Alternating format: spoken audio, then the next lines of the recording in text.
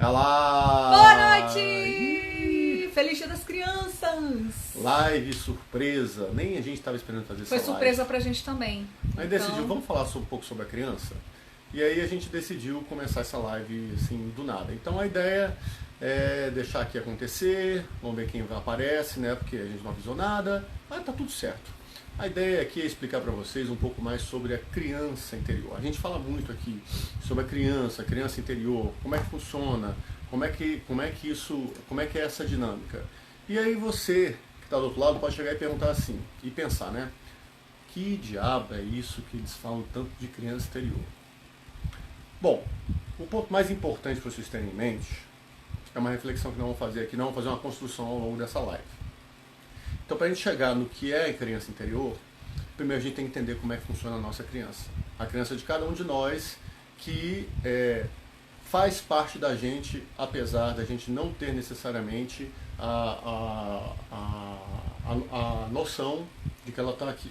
Exatamente. Então, para isso a gente tem que falar do quê? Tem que falar do raio do processo de mielinização.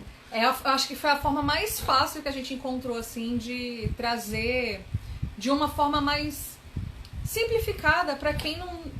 Porque a gente fala assim, criança interior fica uma coisa muito etérea, né? E isso surgiu de uma parece conversa... místico, parece kármico, exatamente. parece um negócio... E não tem nada de místico, kármico, nem nada disso. Aliás, a gente quer deixar claro para vocês o seguinte, a nossa pegada, ela não é mística nem kármica, ela é totalmente calcada em biologia, desenvolvimento humano e tudo mais. A gente não descarta a questão do místico, mas o místico pra gente não é o primeiro ponto. O místico vai chegar lá, é uma das últimas opções. Antes a gente tem um monte de outras explicações baseadas em estudos científicos que podem explicar. Isso. Aí a gente decidiu fazer essa live aí surprise, né? Tipo de última hora. Porque surgiu uma conversa lá no grupo que eu tenho com umas meninas maravilhosas. E uma delas comentou que estava assim, tentando se conectar com a criança interior dela e aquela coisa toda, mas que ela não estava assim, de fato, conseguindo. Então, o que acontece, gente? Às vezes, a gente tem um jeito de funcionar que é mais racional ou mais emocional. E a gente tende... Porque o mundo parece que faz a gente se sentir muito inadequado na maioria das vezes, né? Exatamente. Então a gente começa a se sentir inadequado. Se a gente é mais racional, a gente se sente inadequado. Se a gente é mais emocional, a gente se sente inadequado. E então a gente se sente uma grande inadequação o tempo inteiro. E ela tava falando que não consegue se conectar com essa criança dela. E ela é uma pessoa um pouco mais racional. Exato. Aí as pessoas mais racionais têm mais dificuldade, porque senão fica aquele papo zen, né? Fica muito pode crer, entendeu? A criança nada contra, eu acho interior, massa. Só que não é isso, sabe? Assim, o papo pode crer é legal, só que a gente, e aí eu falo como Agatha, eu falo como Agatha que é casada com Kleber, Agatha enquanto indivíduo, Agatha enquanto sócia da Definitiva, que a gente busca muito o resultado. Então, assim, o pode crer é legal, só que a gente quer um resultado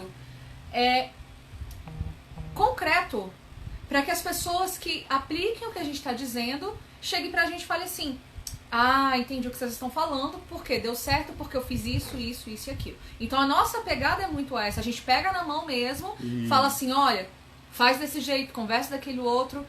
E então o lance da criança interior é isso. E eu vejo que é uma coisa que traz muita dúvida, né? Dúvida, né? Muita insegurança. Porque, tipo assim, como é que eu vou falar com a minha criança? Eu falo oi? Eu falo oi criança, oi fulano. Eu entro em estado de meditação, alfa, exatamente. e aí vamos fazer. Vamos então, antes de chegar nesse contato da criança interior, vamos explicar um pouquinho do que é o processo de formação da criança interior. E aí para isso a gente vai ter que falar do raio do processo de mielinização. Então, assim, não se prendam muito na questão do termo, tá? Mas o processo de mielinização nada mais é que o processo de desenvolvimento e amadurecimento do sistema nervoso.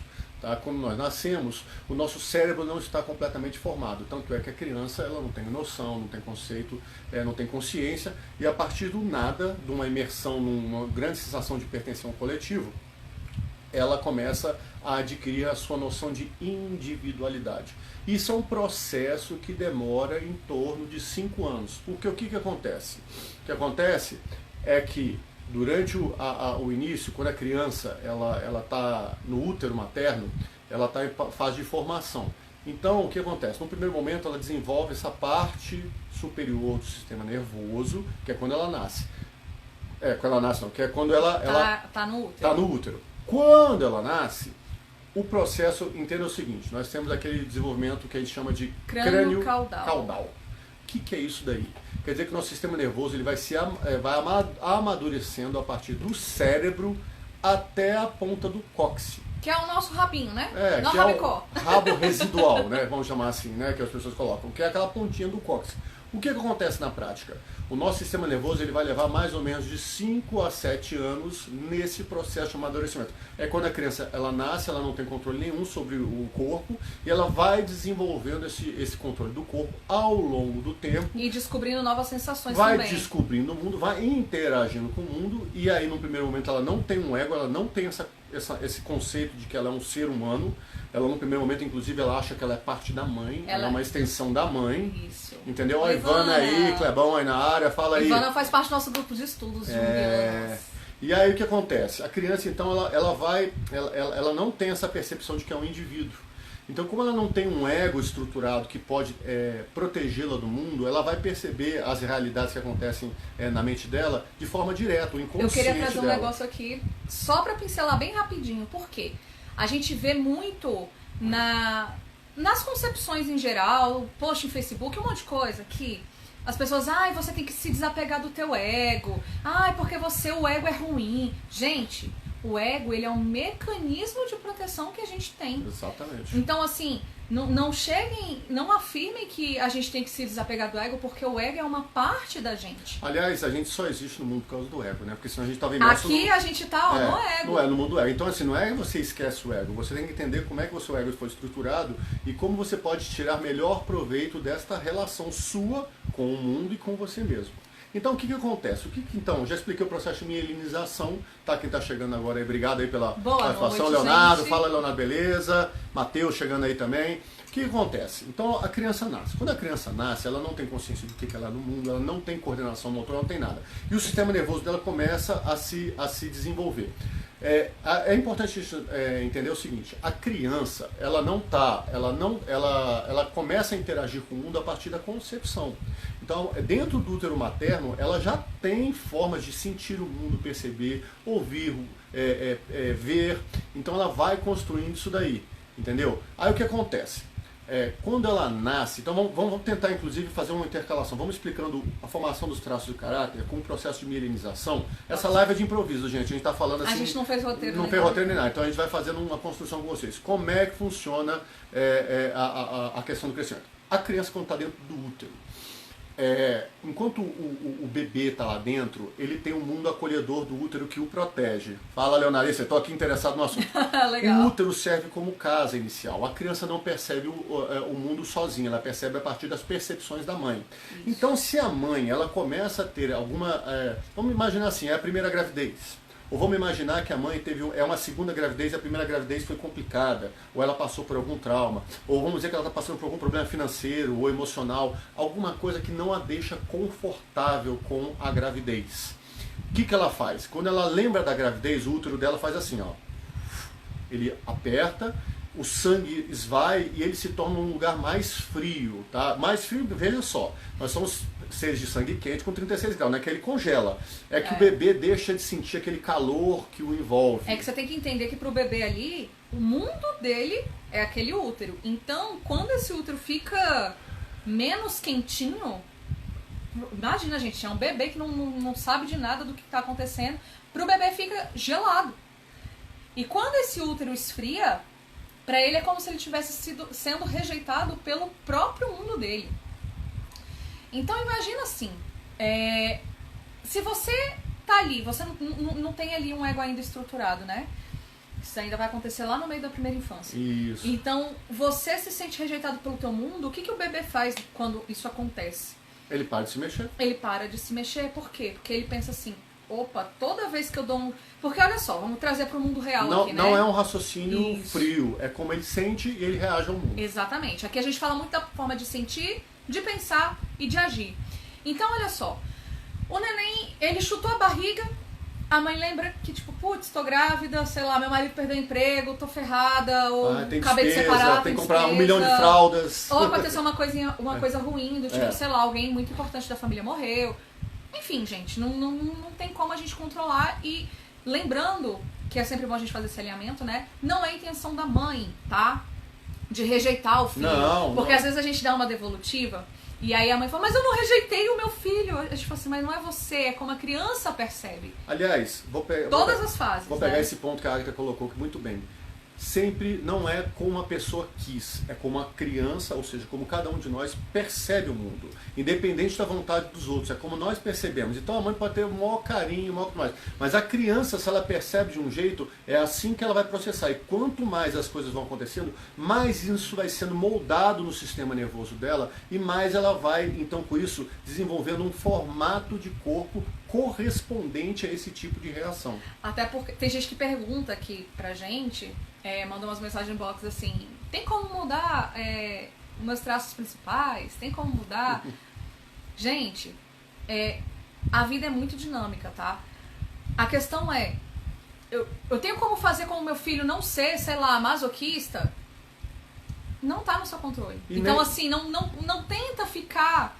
Porque assim, não é a tua intenção. Não tente coordenar e mudar. É como a criança percebe, não tem jeito. Você tem que entender como cada um, como você percebe o mundo, como você que é pai, o seu filho, os seus filhos percebem o mundo, e a partir disso daí entender como eles reagem e como eles sentem, pensam e agem. Porque a gente tem uma tendência natural de achar que o jeito que a gente pensa é o jeito certo.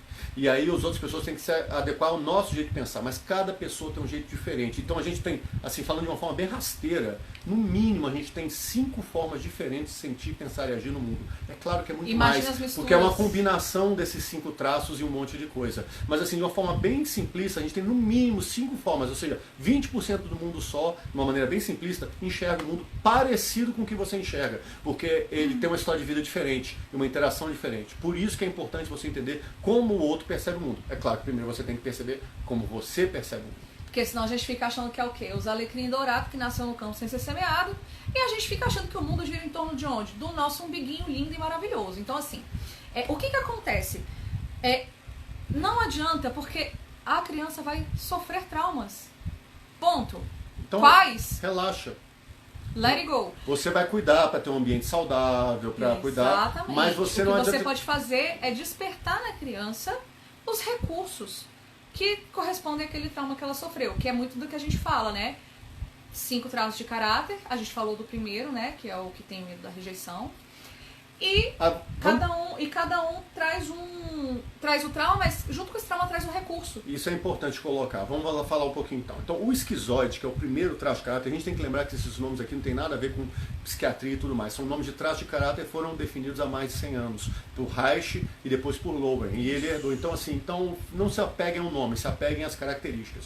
O traço de caráter esquizoide, que é esse que tem origem no útero, até mais ou menos uma semana, um mês, não tem uma data muito certa, porque a coisa não é matemática.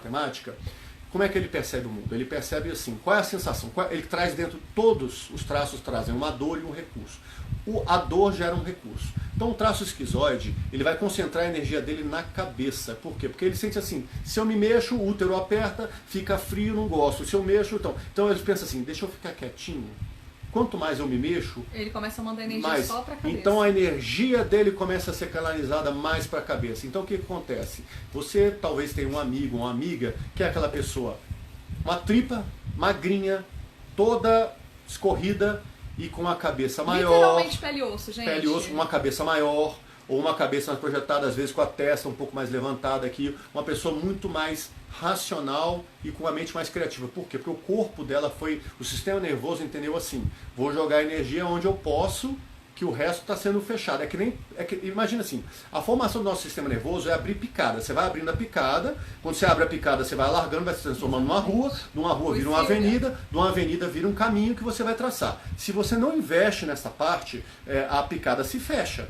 E aí você vai para outro caminho. Então na criança, como é que funciona então? A criança joga para cá porque ela entendeu que no resto do corpo ela não pode jogar muita energia. Então são pessoas que têm uma energia mental muito forte, muito inteligentes, extremamente criativas. Por quê? Porque já que ela não pode se manifestar no mundo, porque a dor dela é a dor da rejeição, ela se sente rejeitada, então ela pensa o seguinte, o único mundo que eu não vou ser rejeitado na minha vida É o mundo da minha cabeça.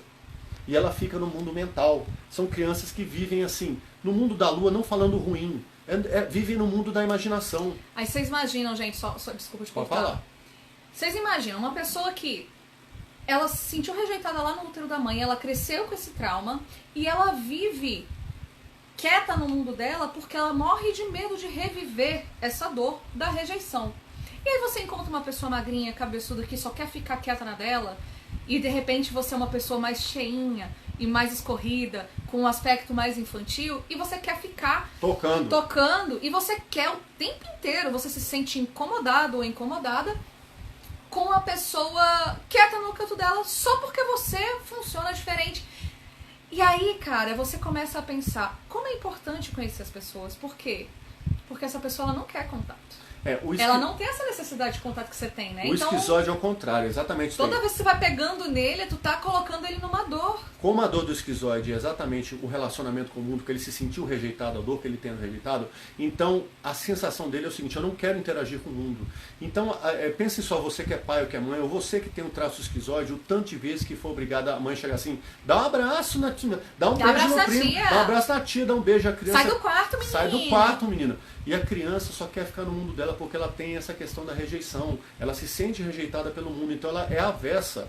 Então eu posso falar que eu não tenho o traço esquizoide muito forte, mas eu tenho um percentual de esquizoidia significativo.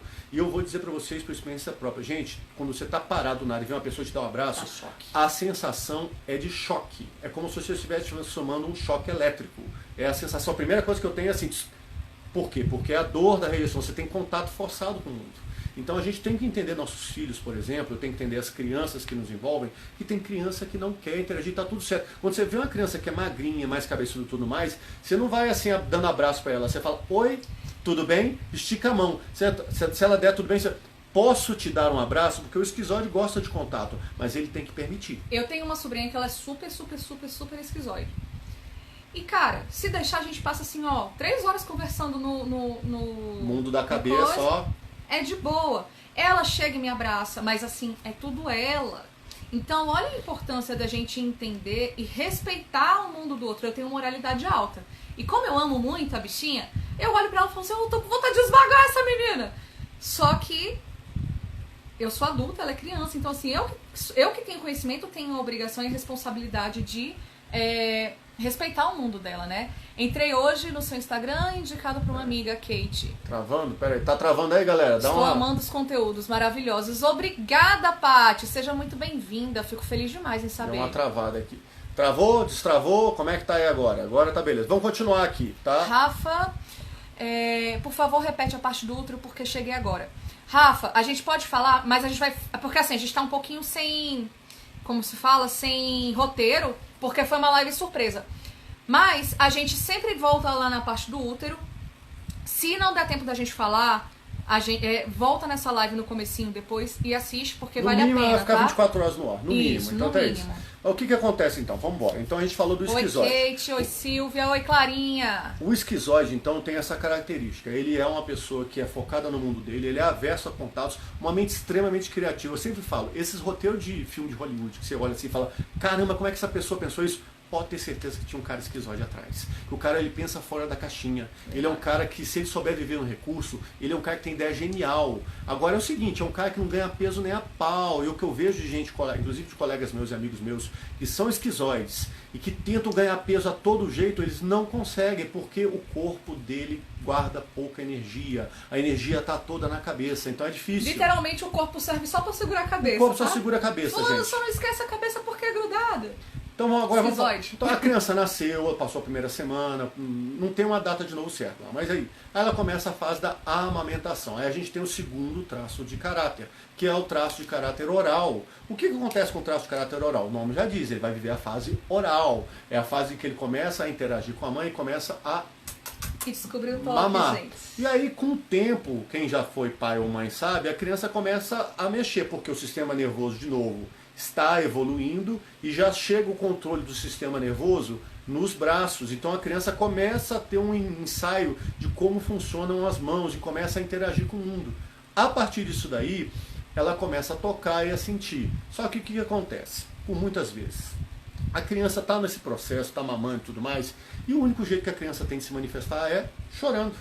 Aí o que acontece? A criança, fez xixi, chora. Ela fez cocô, chora. Está incomodada, chora. Está com fome, chora. Mãe, principalmente mãe de primeira viagem, não sabe. Aí de repente ela vê a criança chorando, de repente a criança tá cagada, tá urinada. Ela vai lá e pum, mete o peito para a criança. E a criança vai amar um pouquinho, daqui a pouco. Então o que acontece? A criança começa a entender o seguinte: as minhas necessidades, elas não são acolhidas. Então o sistema nervoso dela começa a entender o seguinte: eu estou abandonado no meu sofrimento. Então ele vem para a dor do oral. A dor do oral é a dor do abandono. O oral vai odiar se sentir abandonado, porque vai reviver essa fase em que ele chorava e não era entendido e compreendido e não conseguia manifestar a sua dor a não ser chorando. Então o que acontece? O oral nesse momento ele vai se tornar, ele tem duas formas do oral se manifestar. Ou ele vai se tornar aquela criança mais para frente, toda rechonchundia, e adulto também, tá? Mais cheinho, mais fofinho. Não é toda pessoa que é cheia com oral não, mas você tem que prestar atenção nas características. Parece um bebezão. Esse é um tipo de oral. Parece um bebezão. Fala do Jô Soares, gente, o Jô Soares é o melhor, muito... o Jô Soares é a melhor coisa. Ele parece uma criança grande. Você olha pro Jô Soares, é um bebezão, cara. É um bebezão, dá vontade de abraçar, porque ele é um bebezão. Ou então, você tem que ligar no outro ali. Ou então você tem que fazer o quê? Você tem que... o outro tipo de oral, que a gente chama de oral da falta. Que oral da falta? A gente vai desligar a luz aqui, porque ele vai ter que fazer um salamaleco aqui. Isso. Aí tá bom também, acho... Tá ótimo, vai falando aí. O oral da falta, ele não tem esse formato tão cheio do oral, mas ele tem a mesma necessidade de abandono. Então o que é interessante no oral da falta? Ele normalmente ele vai ter... Não, medo. Ele vai, esse medo, desculpa. Ele vai ter normalmente, se vocês repararem aqui, um buraco no peito. O que é um buraco no peito? Os orais são assim, tá? Eles têm o peito ligeiramente afundado. Esse ligeiramente afundado que ele tem no peito, exatamente é a sensação do vazio do oral. É a sensação de que ele não foi suprido nas suas carências e nas suas necessidades. Então o oral, com isso aí, ele carrega para o mundo a dor do abandono. Qual é a compensação? Vamos dizer assim, já que tem uma dor, o que vem de compensação em cima do oral? A compensação é o seguinte: para ele não ser abandonado, ele desenvolve uma capacidade de empatia maravilhosa. Ele é um cara extremamente comunicador, agregador. Ele não gosta de ficar sozinho, porque ficar sozinho ele se sente abandonado. Então ele está sempre perto de gente, é comunicativo, é alegre, é divertido, tem um sexto sentido. Ele olha para você e fala: você não está bem, vem cá, deixa eu te dar um abraço. Aí, ele é uma pessoa muito empática, ele tem uma capacidade de comunicação maravilhosa. Entendeu? Então o oral, ele tem essa capacidade. Agora, se ele está na dor, se ele começa a achar que o mundo não está o acolhendo, que ele pode ser abandonado, ele entra no modo da dor. O que ele vai fazer então? Ele vai descontar na comida, ele vai descontar na bebida, ele vai descontar no cigarro, ele vai ficar pegajoso, ele vai ficar chorão. O que é chorão? Reclamando da vida. Ou reclamando. Sabe aquelas pessoas que tudo olha pro céu, esse céu tá azul. Olha pra frente, essa roupa, esse negócio aqui, esse sapato me aperta. Tudo. Gente, parece que ela tá literalmente... Lembra que na fase oral, gente, a criança ela não sabe falar o que ela tá sentindo, o que ela tá... que você tá controlando o horário, né? Pô. A criança não sabe falar o que ela tá sentindo, o que ela tá querendo, o que ela tá precisando. Você lembra que naquela fase ela só sabia chorar? Quando ela fica adulta, acontece a mesma coisa. Só que em vez dela chorar, não é? Ela começa a reclamar. Então, assim, quando ela reclama de alguma coisa, é como se ela estivesse chorando. Então, os orais, eles tendem a não saber. Tipo, ela fala assim, eu tô sentindo uma coisa, mas eu não sei nem explicar o que é. É oral, gente. Coisa de oral. É a pessoa que tem aquela... Inclusive os orais é o seguinte, eles têm um coração tão grande que a primeira reação deles é pelo coração e depois pela cabeça. É diferente do esquizoide. O esquizoide, ele percebe o mundo, ele pensa, depois ele reage emocionalmente, se reage. O oral reage primeiro emocionalmente, depois ele pensa, se é que pensa em como vai reagir. Então são crianças... Então se você tiver um filho que é mais choroso, ou se você é mais emotivo, você tem que entender que está tudo certo. Tá tudo certo, porque é seu modo de reagir com o mundo, é a sua forma de interagir com o mundo, você não precisa seguir regras, gente. A gente tem que entender, de novo falando, no mínimo tem 5 formas diferentes de as pessoas interagirem, sendo rasteiro, tem muito mais. Então, vamos em frente. O que acontece? Isso daí, essa fase vai se estender lá até um ano e pouco. O sistema nervoso continua evoluindo, aí ele chega na parte do tronco. Quando ele chega na parte do tronco, o bebê já consegue pegar... E ele já consegue começar a se movimentar. Ele vira para um lado, vira para o outro. Isso acontece na fase das primeiras interações da criança fora do ambiente do pai e da mãe, tá? Ela já começa a interagir com outras pessoas. Aí a criança, exatamente, ela começa a interagir com os outros. Aí vem a dor do traço psicopata, que não tem nada a ver com o filme lá que você está acostumado. O traço do psicopata, o que acontece? Ele começa a interagir no mundo, ele começa às vezes até a caminhar já, a andar, mas aí o que acontece? Os pais fazem a seguinte relação com ele. Ah, faz tal coisa aqui, mexe aqui, ou então deixa, impede ele de fazer as coisas. A criança, ela entende o seguinte, por exemplo, não mexe aí, não faz tal coisa, não pode. É como se os pais... A criança, ela tá testando o limite, entendeu? Isso. Então, ela começa a observar até onde os pais autorizam ela a chegar, entende? Então é a fase do... Não pode, não faz, porque ela vai andando, você vê que ela vai andando, ela vai olhando pra trás, pra ver a reação do pai e da mãe. Tá. E quanto mais ela avança nisso daí, ela vai, dependendo da dinâmica que ela percebe com os pais, se ela percebe que ela só é elogiada, só é agradada, só tem a parte boa, quando faz o que os pais querem, ela entende que é o seguinte, eu só posso ser feliz se eu agrado os outros. E aí vem a dor do psicopata. A dor do psicopata é a dor da manipulação. Ele desenvolve um corpo que é mais inflado em cima, ou seja, ele tem um tronco mais alto e as pernas normalmente mais finas. É uma visão mais ou menos assim como se fosse triangular. Entendeu? Imagina a pessoa de cima para baixo como se fosse um triângulo invertido. Tá bom? E aí, o que ela entende? Eu só posso existir no mundo e fazer as coisas acontecerem e receber aplauso se eu fizer o que os outros querem. Então ele se sente manipulado. Então a dor do psicopata é a dor da manipulação. E aí o que o psicopata faz quando ele fica adulto para ele não se sentir manipulado? O psicopata, ele inverte o jogo. Então ele fala, entre eu ser manipulado e você ser manipulado, eu te manipulo. Então são pessoas que são muito articuladoras. E aí vem o recurso dele. São pessoas que têm uma boa capacidade de liderança, são pessoas que conseguem articular e ter a percepção do que está acontecendo em volta e conseguem movimentar todo mundo. Por quê? Porque como a energia dele fica na parte superior, como o oral e o esquizoide, eles não têm perna para andar. Então são pessoas que delegam muito mais do que fazem. O esquizoide porque gosta de ficar no mundo das ideias. O oral porque gosta de ficar no mundo dos sentimentos. E o psicopata porque ele quer manipular os outros em vez de fazer. A gente fala aqui que o esquizoide, às vezes, dependendo, tá, gente? Porque todos os traços no recurso, eles conseguem ganhar dinheiro suficiente, muito bom, tá? Mas o esquizoide não sabe nem o que é dinheiro.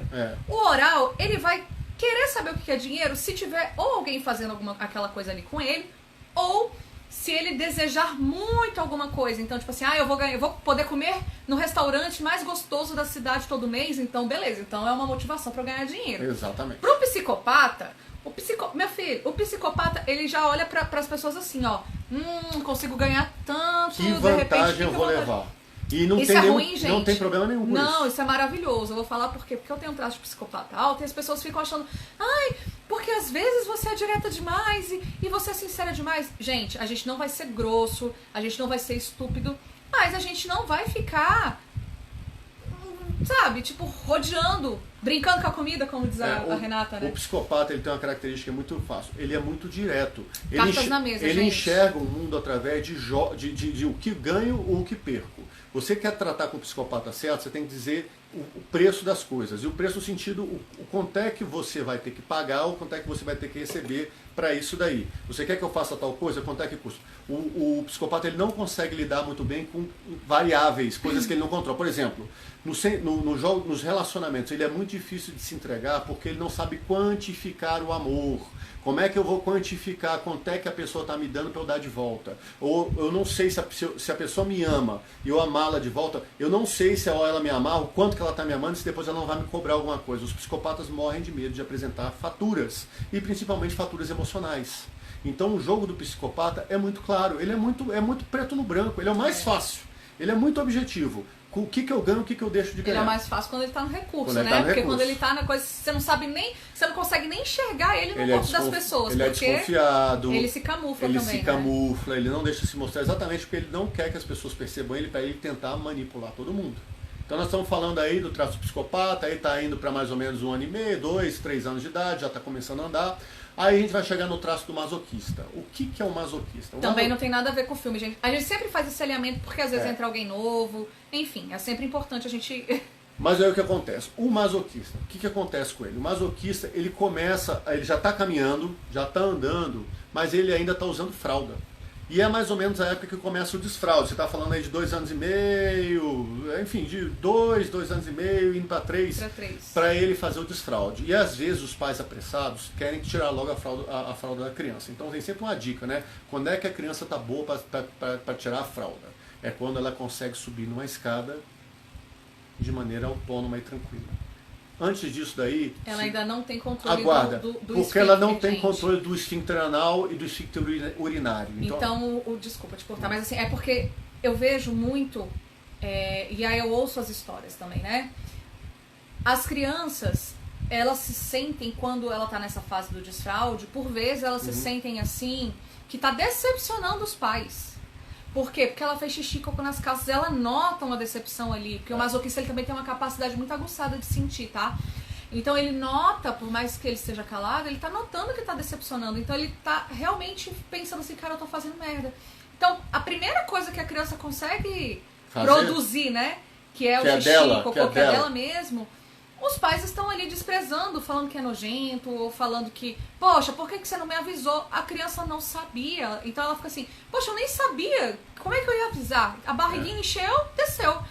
Então, assim, pra vocês ficarem muito atentos, se vocês conhecem alguma criança que está nessa fase, por quê? Pra ela não se sentir pressionada demais. Porque é um trauma, né? Não, a gente tem relato de pessoas que a gente atendeu, que quando a gente começa a comentar isso aí, a pessoa fala, realmente eu tô me lembrando de uma situação que eu passei. Meu pai me lavando no tanque, ralhando comigo, me lavando toda, porque brigando, porque eu fiz cocô e não sei o que e tudo mais. Sendo que a criança não tem controle, gente. Ela é uma criança, né? A gente tem que lembrar que a gente é adulto, mas ali tem uma criança que está começando a descobrir o mundo. Bom, aí então o que acontece? O masoquista, como ele se sentiu muito humilhado, ele se torna uma pessoa calada, fechada, capaz de suportar pressão, exatamente porque ele não quer se sentir humilhado. Então ele vai se tornar uma pessoa mais devagar, cautelosa, extremamente metódica. É o perfeccionista, é o cara dos processos, ou a pessoa dos processos, é a pessoa das planilhas, é a pessoa que faz métodos, é a pessoa que faz um passo de cada vez para garantir que a coisa não vai dar errado, porque se der errado, ele vai ficar em evidência pelo motivo errado e vai se sentir humilhado. Então, de novo, ele vai trazer para dentro dele a dor da humilhação que ele sentiu lá atrás. Para evitar isso, ele é uma pessoa cautelosa. Então não adianta você pegar um masoquista e falar, corre, vambora. Não, você tem que deixar o masoquista trabalhar no recurso. Se você quer um negócio que seja executado de forma rápida, busca outro tipo. Vai buscar um psicopata, vai buscar um rígido. Principalmente se você for rígido, gente. Porque os rígidos, eles querem as coisas assim, ó. E aí, às vezes, ele se depara com um masoquista que vai fazer tudo perfeito se você der o tempo certo, mas pro rígido ele quer pra ontem. Então, assim, de novo, a responsabilidade que a gente carrega quando a gente tem um conhecimento é muito grande. Então, é importante a gente entender até que ponto eu posso cobrar a determinada pessoa de tal forma. Né? Aí o que acontece nessa história? A gente tem que entender o seguinte, o masoquista ele é uma pessoa extremamente leal, mas é uma pessoa extremamente calada. Por quê? Porque ele não gosta de falar exatamente para não correr o risco de ser mal interpretado e com isso ser humilhado. Ele é uma pessoa mais quieta, ele é uma pessoa mais comedida e que normalmente ele vira lixeira emocional dos outros. Ele é ombro para ouvir reclamação de Deus e do mundo. Ele carrega as dores da família, ele carrega as dores do amigo, ele carrega as dores de todo mundo quieto. Qual é o problema disso? É o efeito panela de pressão. O masoquista, ele aguenta, até que tem uma hora que ele, explode. Aí quando ele explode, ele sai trazendo tudo. Lá de 20 anos para trás, ele sai resgatando tudo, porque ele estoura, aí ele joga para fora. Toda a merda que ele engoliu e acumulou, todo o lixo, ele vomita de volta quando ele estoura. Quando ele não estoura, ele vai ter um problema emocional muito sério. Todos os traços têm problemas. Então ele vai ter um problema emocional ou físico, ou vai ter problema de prisão de ventre, ou vai ter um problema de úlcera duodenal. Por quê? Porque ele guarda e aí ele fica processando aquilo ali, não bota pra fora, o negócio fica moendo e fica assim. Então são pessoas com muita capacidade de aguentar a pressão. Mas a gente não pode também sobrecarregar o masoquista. Ele tem que saber para quem que ele vai entregar o valor que ele tem da sua lealdade, do seu cuidado.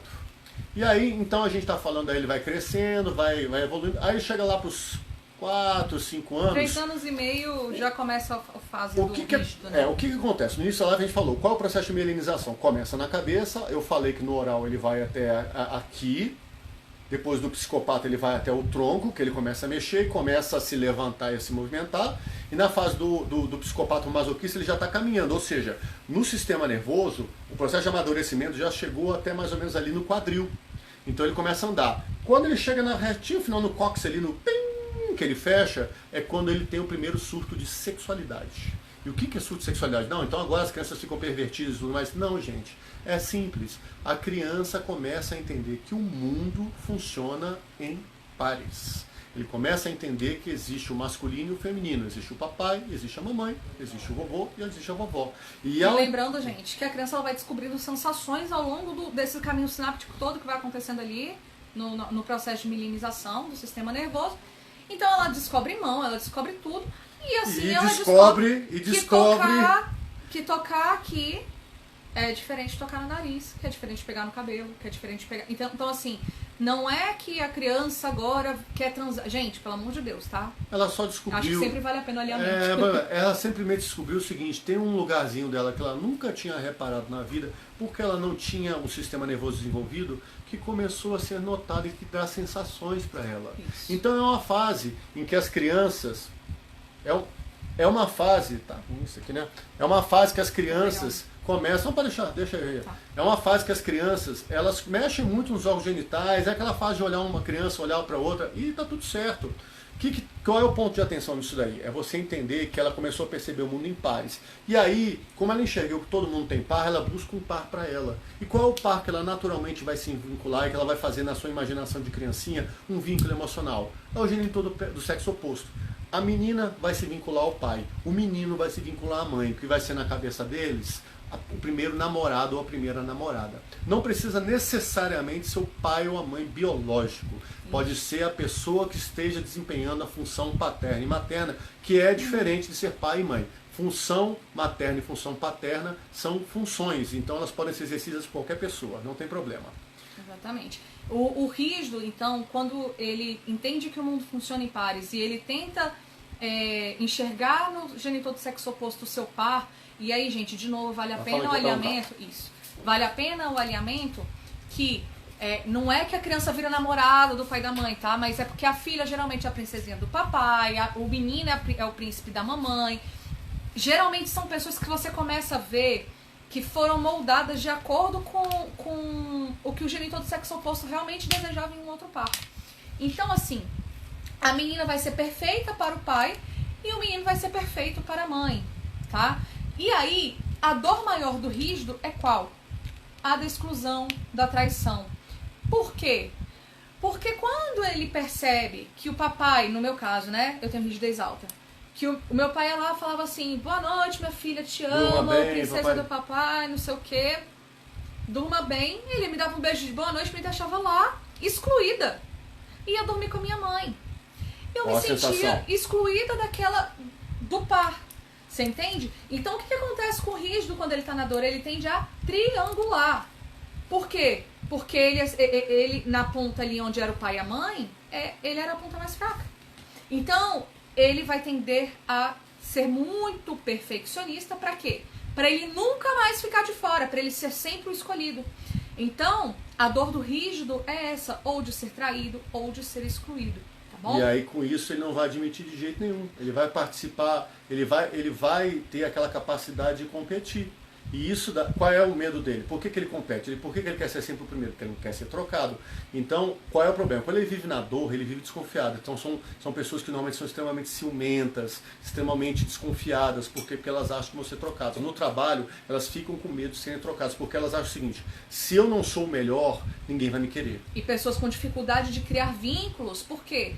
Porque se ela cria vínculo, principalmente no quesito afetivo, ela pensa assim, cara, se eu entregar 100% aqui, ferrou, porque se a pessoa me trai, como é o que eu acho que todo mundo vai fazer comigo, Me lasquei. me lasquei. Por quê? Porque eu coloquei todos os ovos numa cesta só. E eu já senti a dor da exclusão lá atrás, eu não quero sentir isso de novo. Então são pessoas que têm uma dificuldade muito grande de entregar o seu coração por inteiro. Eles entregam a sexualidade fácil. O rígido tem uma alta energia. E como ele tem uma alta energia, eles extravasam isso pro sexo também. Então são pessoas que são multitarefa, fazem um monte de coisa. E que conseguem ter vários pares sexuais. Agora, entregar o coração, isso é o grande desafio do rígido. É saber que você pode confiar. E isso daí é uma coisa que tem que ser construída com muita sabedoria. Senão ele não entra no relacionamento em definitivo. O que a gente pode dizer que é difícil, mas que é possível, né? É possível, exatamente. A gente pode falar. A gente explicou essa parte toda pra quê, gente? Pra gente entrar no tema da criança interior, porque hoje é dia das crianças, né? Isso, então, nós falamos isso daí. A gente queria contar pra vocês como que é um pouquinho, porque a gente sempre se identifica mais com um ou com o outro. Se você se identifica com todos, não fique desesperado ou desesperada, porque provavelmente você é uma pessoa mais misturada, tá? A gente chama de distribuída. Isso. Ou, provavelmente, se você não é misturada, você vive em um ambiente que te proporciona viver mais na dor do que no teu recurso. E tá? aí, como a gente tem os 5, eles podem reagir independente. Pode ser só 5% dele, mas ele é uma parte que interfere no seu jeito de sentir, pensar e agir. Exatamente. Então, caindo na questão da criança exterior, nós vimos agora como é que é a questão da construção da criança. Aí chega lá para os 5, 7 anos, a criança está moldada, ela passou por todas essas fases, percebeu o mundo, e aí a partir disso aí ela desenvolve a forma que ela vai sentir, pensar e agir, e vai estabelecer relações com o mundo. E eu vou contar uma novidade para vocês aí.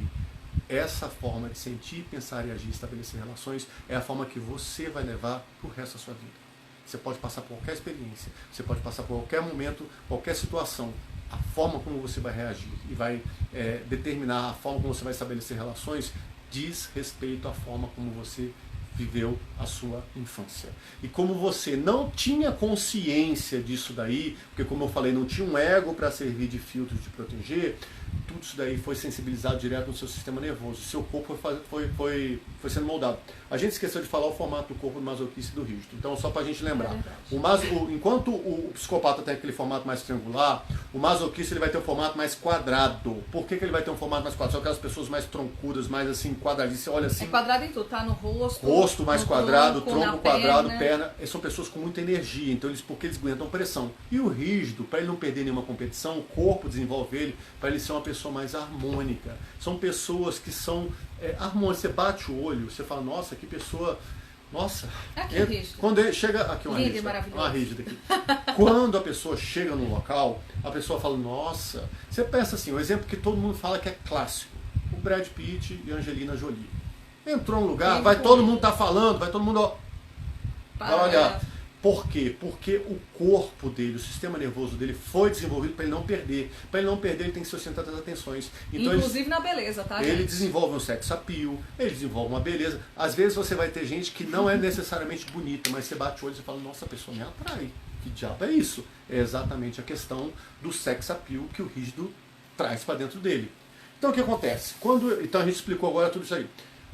Você estabelece a forma como você vai reagir para um dia e você começa a crescer. E aí vem o ambiente familiar.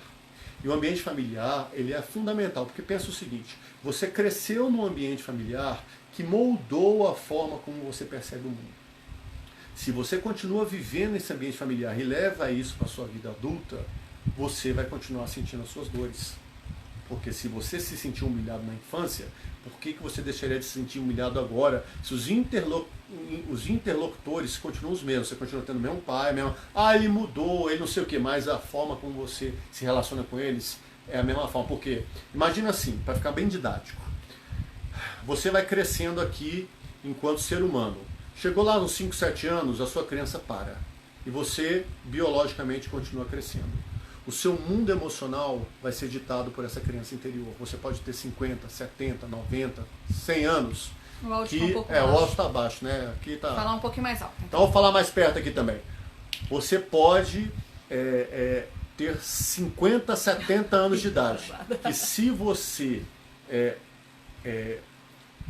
não se trabalhar, você vai reagir na maneira emocional da sua criança de 7 anos de idade. Exato. É simples assim. A forma como você vai relacionar com marido, com mulher, pai, mãe é essa. Qual é o pulo do gato? Você tem que se entender para quebrar e mudar o ambiente, gente, porque o ambiente é o mesmo. Então você tem que mudar as variáveis, senão você vai continuar reagindo do mesmo jeito. E a gente vai ter uma tendência a buscar parceiros de negócio, da vida e tudo mais, que vão fazer identificação com essas dores. Por quê? Porque é onde a gente sabe. Em vez da gente saber trabalhar no recurso, infelizmente a gente acostuma a viver nas dores. E aí é que a gente se lasca. E a gente deixa, tá? Porque isso não é ensinado pra ninguém. A gente deixa a nossa criança no comando das coisas. Então imagina, gente, a gente deixar uma criança entregar a chave de um carro e falar: toma, criança, dirige aí. A gente faz isso na nossa vida. Então a gente começa a ter um monte de reação desproporcional e descabida para algumas coisas, emocionalmente falando, né? Tipo assim, nossa, a pessoa deixou um copo na pia e eu tive uma reação desproporcional. Porque minha criança não é isso, é. bateu em alguma dor ali, em algum trauma que eu tive quando eu era criança. Então, oi Sassá! Então assim, a gente tem que ficar muito atento a essas nossas reações. Por quê? Porque essas reações é a nossa criança querendo dizer onde tá doendo. Então assim, é ruim? É ruim. Mas também é uma oportunidade pra gente entender o que a gente precisa consertar e pra onde que a gente precisa observar. E a gente tem que lembrar o seguinte, gente, a gente tem que mudar as dinâmicas. Se você não mudar as dinâmicas, não adianta. Então o que acontece? Às vezes, é porque, igual o Kleber falou, né? A gente vai se colocando em ambientes que nos proporciona continuar vivendo em uma dinâmica doentia que favorece a nossa dor. Favorece para que a nossa dor se manifeste. Sassá e César. Oi, César! Então o que acontece? Imagina o seguinte: se você se sentiu abandonada na sua vida, você se sentiu excluída, você vai, se você não se conhecer, você vai se envolver em relacionamentos em que esta dor do abandono vai. A pessoa vai te largar, vai te deixar e você vai se sentir abandonada. Ou então você vai vivendo a dor de se sentir traído. Você não vai conseguir baixar a guarda com medo de ser traído. E tem uma questão, porque ou você se enfia em uma relação onde você é abandonado o tempo inteiro, seja de amigo, seja de parceiro, ou você vai tender a abandonar, por quê? Porque você fala assim, antes da pessoa me abandonar, eu já deixo ela porque eu não vou passar por isso. Ou rígido, se ele acha que ele não vai ganhar, ele abandona. Seja no trabalho, eu acho que eu não vou conseguir fazer. Ele nem entra, ou ele larga, ele fala, não vou nem me candidatar a esse posto, a essa promoção, a esse trabalho, porque eu acho que eu não chego lá. Rígido é aquela pessoa que ela prefere ser o primeiro da última divisão do que ser o segundo da primeira divisão. Não, esquece. Você entende? Então, assim, é esse nível, tá? E é real, eu falo porque, assim, é assim mesmo que acontece, tá, gente? Então, assim, voltando para a questão da criança interior. Se a gente entrega a chave do carro da nossa vida para a criança comandar, ela não vai saber lidar com coisas como culpa, ela não vai ter atitude de adulto, ela não vai querer começar uma coisa para terminar essa coisa, então ela vai viver muito na energia infantil. Então, sabe quando a pessoa fala assim, porque aí tem várias coisas. O oral, o psicopata e o esquizóide, eles tendem a não ter pernas, igual o Kleber falou, né? Porque a energia deles está mais aqui pro lado de cima. O que acontece? O oral, ele não vai ter perna pra fazer, então ele vai ser uma pessoa mais assim, tô cansada. Sabe a tristeza do filme Divertidamente? É por aí. Tô cansada, eu tô assim, eu tô não sei o que, eu não consigo. O psicopata, ele é mais esperto. Ele quer que a coisa se realize, ele não vai fazer não, mas ele sabe com quem que ele tem que falar. E o esquizoide, ele tá ali no mundo da lua, mas ele não tem energia nenhuma no corpo. Então ele não vai ter perna pra executar. O que pode acontecer? As pessoas, eu começo as coisas e paro, porque na verdade eu sou oral. Não, aí fica fácil mais. Aí né? Não vale, gente. Aí fica fácil mais. Não vale. Gente, o oral no recurso, ele é ótimo. Ele pode ser um grande líder, ele pode ser um grande... ganhar dinheiro. A questão não é essa. Vários orais de sucesso, tá, gente? A questão é o oral saber se comunicar. E ser adulto, né? E ser adulto. Por quê? Ele tem que saber, quando ele não estiver bem, ele tem que saber verbalizar. Porque senão ele vai se sentir abandonado. Aí ele vai descontar na comida, ele vai descontar na sensação de vazio, aí ele vai querer fazer um monte de coisa para preencher um vazio dele que não é o jeito certo. Ele tem que chegar e pedir colo quando ele achar que precisa e se sentir acolhido. E aí ele consegue avançar. Entendeu? Senão não adianta. A Sabrina colocou, se der, falem como o psicopata vai lidar. Vai lidar com o quê? Com as dores? O psicopata, só para lembrar, é o seguinte, Sabrina, o psicopata ele é preto no branco. se ele não tiver tranquilidade de como é que a regra vai funcionar, Psicopata num recurso, ele tá? vai viver com medo de ser manipulado. Então ele não vai se entregar, ele não vai entrar nas coisas simplesmente que ele acha o seguinte: vão me apresentar uma fatura depois, eu não sei nem qual é o preço dessa porcaria. Se o psicopata não puder controlar a situação, principalmente se ele tiver um rígido aí junto, se o psicopata não conseguir controlar a situação, ele já vai ficar meio acuado, entendeu? Então ele vai querer manipular para não ser manipulado. Só que ele vai querer manipular para não ser manipulado de um jeito ruim, tá? Exatamente. Não sei, eu esqueci o horário que a gente começou, mas enfim, a gente está caminhando para o final. O que é importante, gente, falar? O que é a criança interior no final de contas? A criança interior é o nosso inconsciente mielinizado. É o nosso sistema nervoso mielinizado que foi condicionado a reagir. Então não tem mais jeito, então lascou. Não tem jeito de você mudar seus traços de caráter. Fato. Você foi formado de um jeito, depois que passou dos 7 anos, não tem como. Agora você pode construir novos atalhos para trabalhar isso daí. O que é o que a gente aconselha que é o melhor a fazer? É você trabalhar com seus recursos. O que você tem que fazer então, que a gente sempre fala? Tem que mudar o ambiente. Não adianta você viver num relacionamento em que você se sente abandonada toda hora. Não vai dar certo. Não adianta... ou você chama o seu par, fala assim: ei par, vem aqui que vamos conversar, mas eu quero conversar com o teu adulto, não é com a tua criança não. Isso é importante, porque o que acontece normalmente nos relacionamentos? Os relacionamentos, normalmente um está no modo adulto e aí acaba conversando com a criança. Aí não dá certo, gente, a criança não entende. Então adulto conversa com adulto. Jamais adulto conversa com criança e muito menos criança conversa com criança. Então, qual é o papo de adulto? O papo de adulto é o seguinte: adulto escolhe a culpa que quer carregar, adulto tem poder de decisão e decide o que vai fazer da vida e arca com as consequências da sua decisão. Se você tá, mas eu não vou fazer isso porque eu vou decepcionar o meu namorado, ele vai ficar assim. Você está no modo criança. Criança busca querer agradar todo mundo, quer agradar papai, mamãe, a família inteira. Adulto escolhe: cara, se eu continuar nesse caminho, eu vou me lascar. E fulano vai continuar assim, então eu vou chamar fulano para ter uma conversa. Eu não vou mais permitir que você faça isso comigo, porque quando você faz isso daí, eu me sinto abandonado, eu me sinto traído, eu me sinto manipulado, então a gente tem que mudar a dinâmica. Percebam que, às vezes, é uma coisa que você fala, e aí é uma dica que a gente dá no nosso workshop de relacionamento, tá? E essa dica é massa, então vocês, só que este dedinho no like, que é o seguinte: entendam a diferença de quando você fala assim: você me traiu, você me manipulou, você isso, você aquilo, você está acusando o outro. E o outro não necessariamente teve a intenção de fazer aquilo ali, porque na verdade aquilo ali é a tua dor e a tua criança te batendo. Às vezes a intenção dela foi completamente outra. É diferente de quando você fala assim: quando você faz tal coisa, eu me sinto abandonada. Exato. Quando você faz tal coisa, eu não me sinto segura. Eu tenho medo de que você me traia. Presta atenção na diferença da dinâmica. Quando você está assim, você é isso, você fez isso. O que é isso, gente? É criança. Lembra de vocês, criança. Que você é feia, que você não sei o que você não sei o que. Cai no papel de acusador. Papel de acusador, é papel de criança. Adulto fala: vamos conversar? Olha só, tem uma atitude sua que eu não curto. E não é legal. Eu queria conversar com você porque isso está me fazendo mal. E não está me fazendo bem, não está fazendo bem para o nosso relacionamento. Então nós dois temos que cuidar do relacionamento, porque relacionamento é um cuidando de um, cada um cuidando de si e os dois cuidando do relacionamento. Então vamos conversar como adultos. Se outro começar: mas você não sei o que, já era. Já não é um adulto da criança entrou no jogo. Adulto não conversa com criança. Então, não dá para conversar. Então, quando você estiver no modo adulto, nós vamos conversar. A criança interior, ela é potente. O que ela é? É a nossa capacidade de criatividade. Porque você lembra de vocês quando vocês eram crianças? O tanto que vocês tinham... a gente não tinha limite.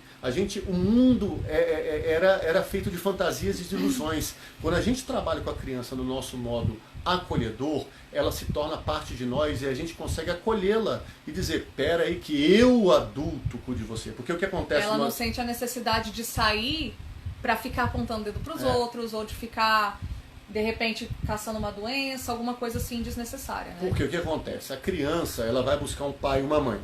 Se você não está sendo pai e mãe da sua criança, ela vai buscar uma pessoa para fazer o papel de pai e mãe. Então você, adulto, não tem que jogar isso pro seu pai e pra sua mãe, não, porque já passou a fase, gente. Lamento informar. Olha, teu pai e tua mãe te levaram até onde eles podiam pelas limitações dele. Não adianta você levar um para apontar o dedo para trás e falar: a culpa é sua porque você não sei o que. Se você para olhar para trás, tá olhando para trás, tá olhando modo passado. Criança, e você está olhando para trás e está deixando de olhar para frente. Você tem que olhar o seguinte: quem é responsável por cuidar da minha criança hoje em dia? o meu adulto, meu lado paterno, meu lado materno, interno, que eu recebi de positivo do meu pai e da minha mãe, eu acolho a minha criança e eu levo a minha criança para frente. Aí como é que você começa a interagir com a sua criança interior? Você vai ter um papo simples, de tão simples. A live toda era pra falar disso, gente, pra vocês entenderem. Você vai ter um papo tão simples e tão tranquilo que parece bobo, mas não tem nada de bobo. Ele é um papo simples, tranquilo e que te dá poder. É o quê? É você imaginar e lembrar que você tem essa criança dentro de você de 7 anos de idade e você conversar com ela. Se ela está procurando um pai e uma mãe, você vai falar o seguinte: querida criança, deixa eu falar uma coisa com você. E é papo sério, gente, é com vocês. Exatamente. Eu te acolho. Pode ficar tranquila. Quando você começar a reagir de forma emocional, ai meu Deus, não sei o que, porque fulano não vai gostar, ai porque ele vai me abandonar, ai porque vai manipular, porque vai me trair. Você fala, querida criança, deixa eu conversar um negócio com você. Pode deixar que eu, fulano adulto, cuido de você, fulano criança. Eu vou te proteger como pai e mãe para você não sentir essas dores. E aí você vai tomar a atitude de, como adulto, agir de forma a evitar de ressentir essas dores. É simples assim, gente. Quando a criança se sentir acolhida, ela passa automaticamente a te dar os recursos de todos os traços. Pô, quer vida melhor que essa? Você viver com criatividade, empatia, capacidade de articulação, método e execução. É muito legal, gente. Sabe por quê? E a gente fez isso aqui no Dia das Crianças, porque às vezes a gente fica assim... Primeiro que a gente não tem esse contato, né? E aí, como eu falei lá no começo da live, a Elisane eu tava conversando com ela, a gente tava falando assim, que às vezes não consegue, né? Fica muito etéreo essa questão de conversar com a criança, né? Tipo, não consigo me conectar. Porque tem pessoas que são mais racionais. Então, vai fazer a conversa, vai ficar parecendo que é uma coisa que não tem nada a ver. Gente, olha, funciona. Funciona. E eu vou falar mais outra coisa. Quando a gente tem essa conversa e a gente começa a entender que a gente tem que entregar a chave do carro pro adulto... Ai, meu Deus, entrou uma cigarra, que susto. Deixa aí. Deixa ela aí.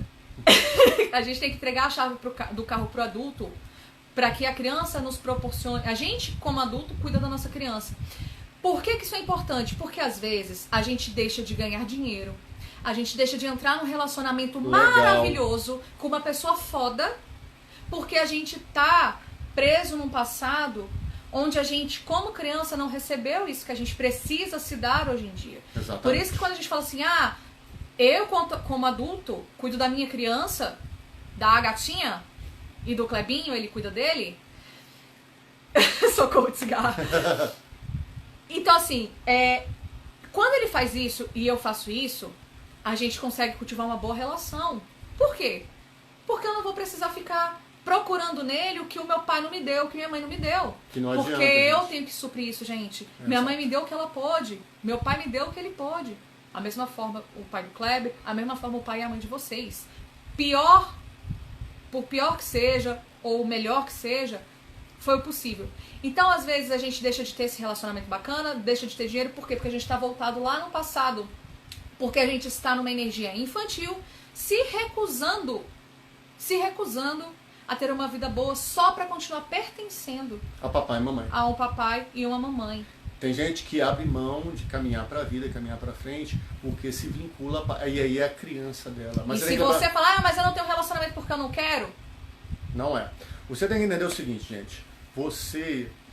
Se você não cuida da sua criança interior, você vai tentar se vincular a seu pai e sua mãe, porque a criança vai buscar papai e mamãe. Só que não faz sentido um adulto, e adulto eu vou dizer o seguinte, fez 18 anos, você já começa a ser adulto, gente.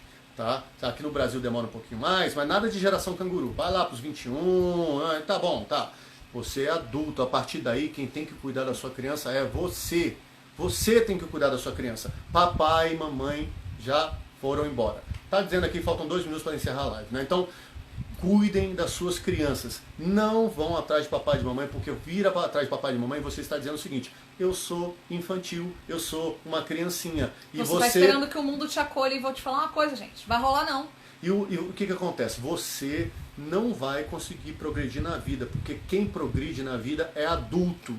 criança não progride na vida, entendeu? A criança não evolui, porque a criança só quer viver no mundo da criança. E a criança, ela é potente, ela te dá o potencial da criatividade, da energia para você andar. Mas você tem que saber conversar com ela. Então o que você tem que fazer? Você tem que acolher a sua criança interior. E é fazer aquilo que a gente está falando. Conversar. Ah, isso parece tão bobo. Gente, cada um tem uma maneira de falar com a sua criança interior. Tem gente que acorda de manhã e fala, bom dia, minha criança, tudo bem? Tem gente que olha pro espelho e fala assim, ô criança, bom dia, vamos levar uma vida legal. Eu falo, oi criança, deixa eu te falar um negócio, ó. Hoje eu que a Agatha adulta, eu que vou levantar. Então, tipo, se você puder, você me ajuda nas coisas que criança pode ajudar adulto.